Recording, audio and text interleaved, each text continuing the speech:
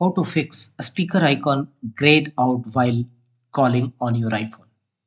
If you are on incoming or outgoing call and your speaker icon grayed out, then here are the fix. Go to settings, tap on general, and here tap on software update and let the iPhone check any updates, and if any update available, simply download and install it in your iPhone.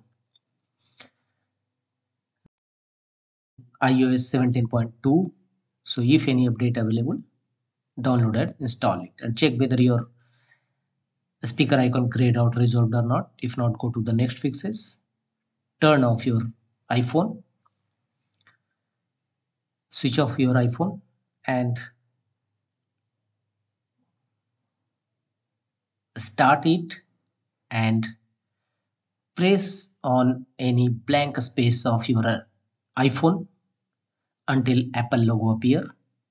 So first press home button to on your iPhone and keep your finger on your display until Apple logo appear or passcode page appear on your screen. So keep press and hold. Some users have reported that this method works for to resolve iPhone speaker grayed out error.